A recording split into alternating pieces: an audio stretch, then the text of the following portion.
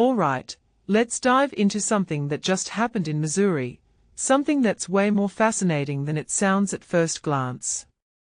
Missouri voters just rejected two major Republican-backed amendments, and what's really interesting here isn't just the outcome, but why it happened and what it says about the bigger picture.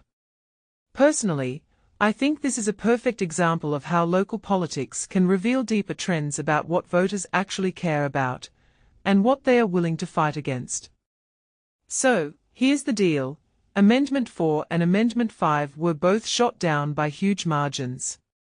Amendment 4 wanted to change how initiative petitions are counted, and Amendment 5 aimed to eliminate the state income tax. Now, on the surface, these might seem like standard political battles, but what makes this really interesting is the intensity of the rejection. We are talking 79% to 21% against Amendment 4, and 82% to 18% against Amendment 5. That's not just a loss, that's a statement. And in my opinion, it's a statement about trust, priorities, and the power of grassroots organizing. One thing that immediately stands out is the role of the Missouri Association of Realtors. These guys weren't just passive observers, they were the engine behind the opposition. They spent millions, built coalitions, and basically engineered this defeat. Now, you might think, why would realtors care so much about taxes and initiative petitions? But here's the thing, they've used the initiative process themselves in the past to protect their interests, like banning taxes on real estate transactions. So, for them, this was about safeguarding a tool they've already leveraged successfully. What many people don't realize is that this isn't just about taxes, it's about control over the political process itself.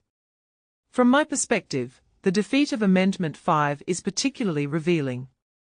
The idea of eliminating the income tax sounds appealing on paper, right? Who doesn't want to keep more of their money? But here's where it gets tricky. The plan would have likely shifted the tax burden to sales taxes, which disproportionately affect lower-income earners. And Missourians saw right through that. As one voter put it, it's going to tax away more than what my property tax and stuff is going to be expensive. This raises a deeper question.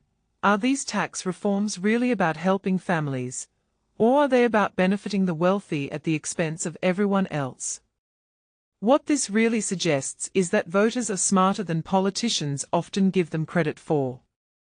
They are not just rubber-stamping whatever's put in front of them, they are weighing the implications, thinking about fairness, and pushing back against policies that feel unbalanced.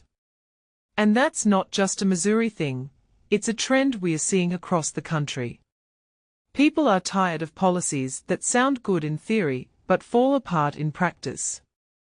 A detail I find fascinating is the role of dark money in this fight. The pro-Amendment 5 group, Missouri Promise PAC, was funded entirely by undisclosed donors. Meanwhile, the realtors were upfront about where their money came from, 25,000 realtors across the state. Now, I'm not saying one side is morally superior, but transparency clearly mattered to voters. When you're trying to convince people to overhaul their tax system, maybe don't hide who's paying for the campaign. Just a thought. If you take a step back and think about it, this whole situation is a case study in how politics works at the local level. It's not just about the issues, it's about who's pushing them, how they are framed, and who stands to gain or lose. The realtors didn't just win because they had money. They won because they tapped into genuine concerns about fairness and the initiative process. And that's something politicians everywhere should be paying attention to. Personally, I think the biggest takeaway here is about the power of the people. Missourians didn't just reject these amendments, they sent a message. They said, "We value our initiative process. We want fair taxation. And we are not going to be swayed by slick campaigns or big promises." That's democracy in action, and it's a reminder that, at the end of the day, voters have the final say. So, The next time someone tries to push through a major policy change, they might want to ask themselves, is this what the people actually want? Or is it just what we think they want? What do you think? Is this a one-off victory for Missouri, or part of a bigger shift in how voters are approaching these kinds of issues?